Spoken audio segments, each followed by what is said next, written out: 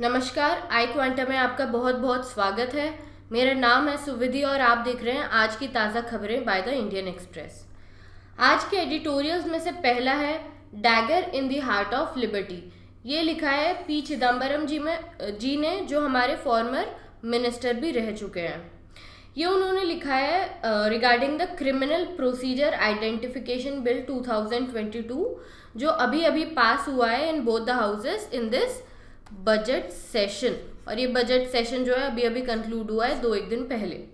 तो इसमें वो लिखते हैं, अच्छा क्या लिखते हैं उसके पहले हम बात कर लेते हैं पहले कि क्रिमिनल प्रोसीजर आइडेंटिफिकेशन बिल 2022 क्या है। इस बिल के अंतर्गत सिर्फ ऐसा नहीं है जो इंडिविजुअल कॉन्विक्ट हो गए हैं उन्हीं के हम मेजरमेंट्स ले सकते हैं जैसे कि पहले था। इस बिल में कहा जाता है कि अगर कोई प्रिवेंटिव डिटेंशन में है या किसी को पूछताछ करने के लिए भी पुलिस लेकर आई है तो उनके भी फिंगरप्रिंट्स वगैरह जो भी हैं वो सारे लिए जा सकते हैं। मतलब जिन्हें एक ब्रॉड वर्ड में देके ब्रॉडली समराइज करें तो बॉडीली मेजरमेंट्स हर किसी के लिए जा सकते हैं जिससे भी पुलिस पूछताछ कर रही है या इंटरोगेट कर रही है। और इससे भी ज़्यादा बड़ी बात है कि ये जो मेजरमेंट्स होंगे ये 75 ईयर्स तक नेशनल डेटा के अंदर प्रिजर्व्ड होंगे। कहने का मतलब है कोई एक स्टेट अफेयर है, स्टेट मैटर है, उसके अंदर भी अगर पूछताछ करने के लिए पुलिस किसी को लेकर जा रही है तो वो व्यक्ति उसके सारे मेजरमेंट 75 ईयर तक सिर्फ स्टेट नहीं बल्कि नेशनल डेटा के अंदर प्रिजर्व रहेंगे, नेशनल डेटा हो जाएगा और कोई भी व्यक्ति उसे एक्सेस कर सकता है जैसे कि पुलिस, हवलदार, इनकम टैक्स ऑफिसर या फिर कोई भी एक पब्लिक अथॉरिटी।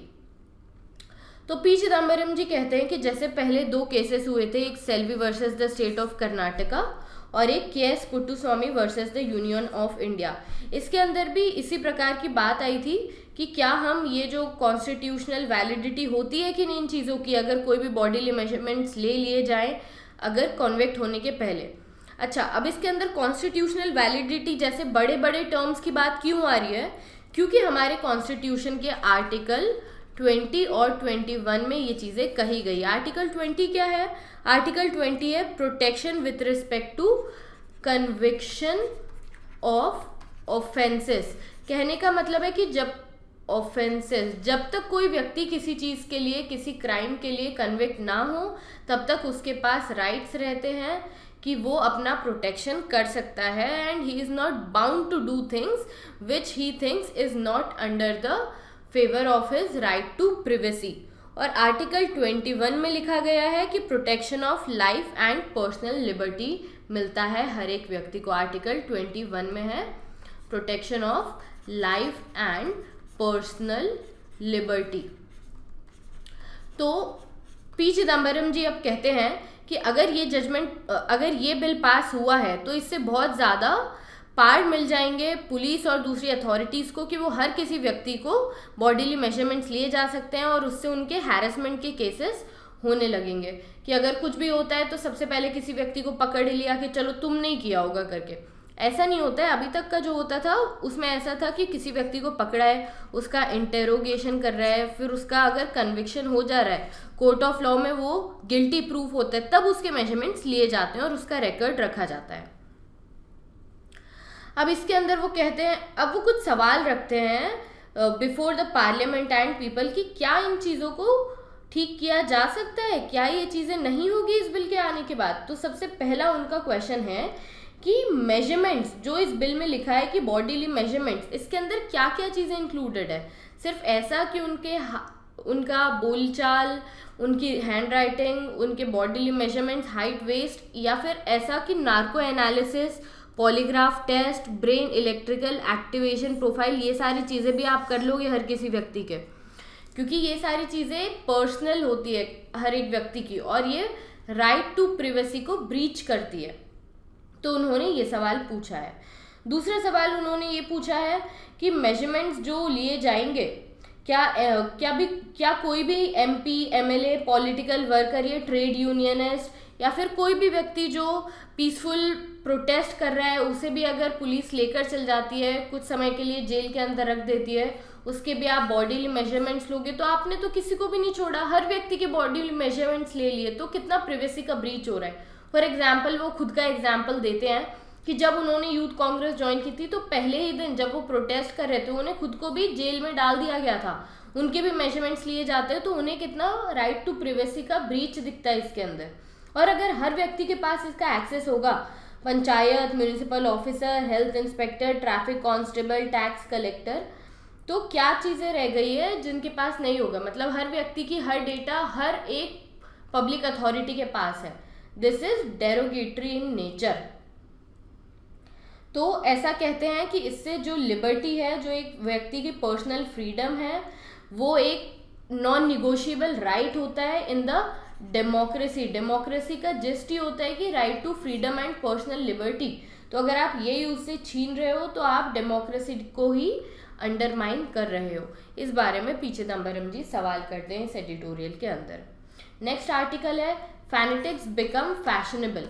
अब सबसे पहले फैनेटिक्स का क्या मतलब होता है? फैनेटिक मतलब कोई भी अगर कट्टर व्यक्ति है, और स्पेशली वो कट्टर किस चीज़ में है कि अगर वो व्यक्ति एक रिलीजियस सेंटिमेंट को, बहुत रिलीजियस सेंटिमेंट को फॉलो करना अच्छी चीज़ है, रिलीजियस होना बहुत अच्छी चीज़ है, लेकिन आप कट्टर बन जाओ, आप किसी और के रिलीजन को अंडरमाइन करो क्योंकि आप समझते हो कि सिर्फ आप ही का रिलीजन सुपीरियर है, this is not good for the society as well as for secularism and democracy and peaceful living in the country.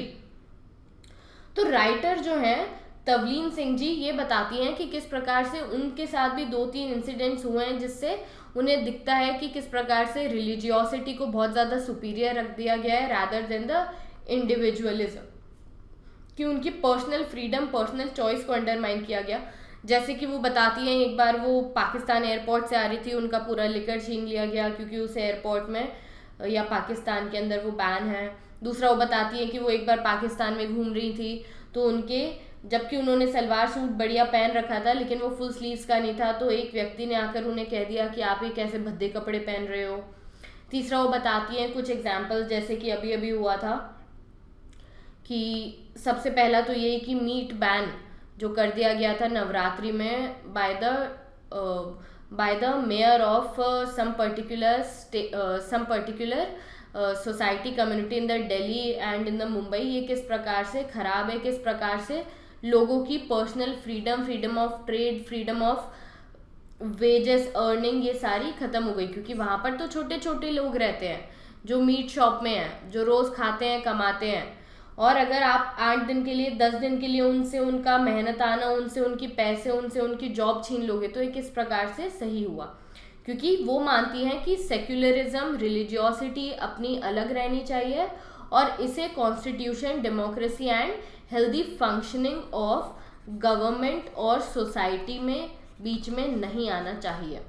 तो वो कहती हैं कि इस प्रकार से फैनेटिक्स जो होते हैं, इस प्रकार से जो कट्टर व्यक्ति होते हैं, उन्हें अपने आप को थोड़ा संभालना चाहिए। जैसे कि पहले अगर ऐसा कहा जाता था कि कांग्रेस की जब गवर्नमेंट थी, कांग्रेस की गवर्नमेंट में सेक्युलरिज्म और रिलीजियोसिटी को इतना ज़्यादा महत्व नहीं दिया जाता था, लेकिन अभी जो गवर्नमेंट आई है वहाँ पर भी रिलीजियोसिटी को मतलब नहीं दिया जा रहा है, यहाँ पर मतलब दिया जा रहा है या फिर एम्फेसाइज किया जा रहा है फैनेटिसिज्म को, मतलब कट्टरता को। इट्स नॉट रिलीजियोसिटी, इट्स कट्टर हो रहे हो आप, ज़बरदस्ती अपने व्यूज दूसरों पर थोप रहे हो, which is not right. Next article, in India balancing act echoes from the past. It is written by Vivek Katju ji, जो एक फॉर्मल डिप्लोमेट भी रह चुके हैं। वो कहते हैं कि जिस प्रकार से बीजेपी या जो अभी गवर्नमेंट है, बीजेपी की सरकार है, वो कहती है कि हम अपनी पॉलिसीज़ शिफ्ट कर रहे हैं क्योंकि काफ़ी ज़्यादा पॉलिसीज़ ख़राब थी पुरानी गवर्नमेंट की, कांग्रेस गवर्नमेंट की। तो बताते हैं कि किस प्रकार से ये सारी बातें करने के बाद भी जो रोड अहेड, जो वे अहेड फॉलो करी है BJP government, that is exactly same and similar, और वो पाथवे को फॉलो कर रही है जो कांग्रेस गवर्नमेंट ने ही ले डाउन किया था। वो इसे बताते हैं रशिया यूक्रेन कॉन्फ्लिक्ट के रिस्पेक्ट में, कि जिस प्रकार से अभी हम क्या कर रहे हैं कि हम रशिया के अपोज में नहीं है, हम ये नहीं कर रहे हैं कि रशिया सही कर रहा है या हम रशिया के साथ हैं, लेकिन जिस प्रकार से हमने यूनाइटेड नेशन सिक्योरिटी काउंसिल के अंदर जितने भी बार वोट हुए रशिया के अगेंस्ट, उसके अंदर एब्सटेन किया है, मतलब कि ऐसा नहीं है कि हमने उसके फेवर में वोटिंग की है रशिया को हटा दो, लेकिन हमने ये भी नहीं कहा है कि नहीं रशिया को रहने दो, हमने वोट करने से ही मना किया है, which is absolutely in the favour of Russia. तो वो कहते हैं कि जिस प्रकार से हम कहते हैं कि हम अब अलाइन नहीं है, नॉन अलाइंड है, या पहले की गवर्नमेंट भी नॉन अलाइंड थी, तो वो 2-3 एग्जाम्पल देते हैं कि किस प्रकार से जब रशिया ने इन्वेड किया था और जब यूएस या दूसरी कंट्रीज ने इन्वेड किया था दूसरी सिटीज़ और शहरों पर, तो किस प्रकार से इंडिया ने उस पर रिएक्ट किया। तो सबसे पहले वो बताते हैं कि जब स्विस कैनाल को बंद कर दिया था किसने, इजिप्ट ने, तब एंग्लो फ्रेंच जो पहले ओन करती थी स्विस कैनाल को, उन्होंने इजराइल के साथ मिलकर इजिप्ट को इन्वेड कर दिया था और इसके अगेंस्ट में थी इंडिया। और जो यूएस थे, यूनाइटेड स्टेट्स थे, वो कह रहे थे इंग्लैंड, फ्रेंच और इजराइल तीनों को कि नहीं, अब आप अब्सटेन कीजिए, आप पीछे हट जाइए, आप इन्वेड मत कीजिए इजिप्ट को। उसी के साथ इंडिया भी खड़ा था। दूसरे केस की अगर हम बात करें तो जब यूनाइटेड स्टेट्स ने इराक पर इन्वेड किया था तो इंडिया उसके अगेंस्ट था। जब यूनाइटेड स्टेट्स ने वियतनाम पर इन्वेड किया था तो इंडिया ने बहुत कंडेम किया था। लेकिन जब भी रशिया ने किसी पर इन्वेड किया तब इंडिया ने हमेशा एब्सटेन किया है और रशिया को खुले तौर पर कंडेम नहीं किया है। जैसे कि एक बार की बात माने, चेस्लोवाकिया या चेक रिपब्लिक पर जब रशिया ने इन्वेड किया था, क्योंकि वो लोग अपनी जो आइडियोलॉजी थी वार्सो पैक्ट की, या फिर जो सोवियत रशिया थी उनकी आइडियोलॉजी को नहीं मान रहे थे, तो रशिया ने चेक रिपब्लिक पर इन्वेड कर दिया था।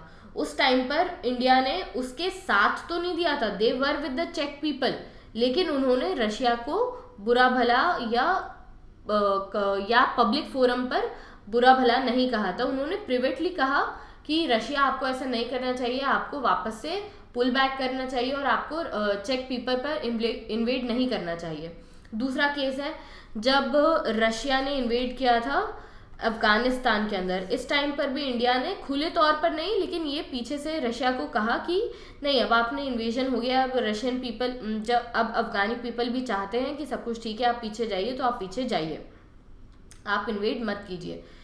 और तीसरा, अब जब यूक्रेन और रशिया का क्राइसिस चल रहा है, इस वक्त भी इंडिया ऐसा नहीं कह रहा है कि हम यूक्रेन के अगेंस्ट है या हम वॉर को अपलॉड कर रहे हैं, लेकिन इंडिया ऐसा कह रहा है कि आप डिप्लोमेटिक चैनल के थ्रू इस चीज़ों को सुलझाइए, war is not the answer.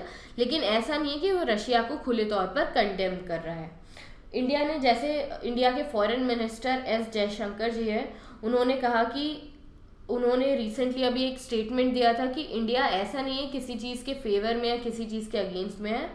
India सिर्फ यूनाइटेड नेशन चार्टर जो है, जिसमें कहा गया है कि वॉर किसी भी चीज़ का सल्यूशन नहीं है, you have to solve everything with the diplomatic channel, India उसी पर अबाइड कर रहा है। और इंडिया चाहता है कि जिस प्रकार से यूनाइटेड नेशन चार्टर में लिखा है कि हर कंट्री की अपनी एक सोवर्निटी होती है, मतलब प्रभुत्व होता है, हर कंट्री का अपने ऊपर पूरा हक होता है। ऐसा नहीं कि फॉरेन पावर आकर उसके अंदर उसकी पॉलिसीज़ को चेंज करें या मॉडिफाई करें, मॉडरेट करें।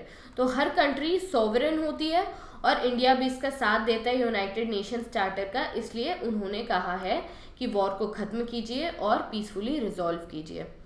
तो जैसा कहा गया है कि इंदिरा गांधी गवर्नमेंट ने रशिया को सपोर्ट किया था या फिर जवाहरलाल नेहरू ने रशिया को सपोर्ट किया था, तो ऐसा नहीं है अभी कि जो बीजेपी गवर्नमेंट या जो नरेंद्र मोदी गवर्नमेंट है वो रशिया के अगेंस्ट जा रही है, या फिर वो अपना जो है कि हमें वॉर नहीं करना है तो अब ऐसा कह रही है कि हम यूक्रेन के साथ हैं और रशिया को कंडेम करते हैं। ये गवर्नमेंट भी ऐसा नहीं कर रही है। ये गवर्नमेंट भी यही कह रही है जो पुरानी गवर्नमेंट्स ने कहा था कि हम कंडेम करते हैं इस चीज़ को कि वॉर हो रहा है, लेकिन ऐसा नहीं कि हम रशिया को ही डायरेक्टली बोल रहे हैं कि नहीं तुम ही गलत हो, तुम ही गलत हो। तो it is also following the path led by the Congress government previously, ऐसा कहना है विवेक कटजू जी का। इसके बाद नीचे एक है wood house runs into heavy weather, ये एक बुक के ऊपर लिखा गया है, ये यूपीएससी के पर्सपेक्टिव से काम का बिल्कुल नहीं है। तो ये था आज का एडिटोरियल। इस प्रकार की और सनसनीखेज खबरें जानने के लिए हमारे साथ जुड़े रहिए। अगर आपको ये वीडियो पसंद आया हो तो लाइक, शेयर और सब्सक्राइब कीजिए और अपने दोस्तों को भी इसके बारे में बताएं। कल मिलते हैं इसी समय। धन्यवाद, नमस्कार, जय हिंद।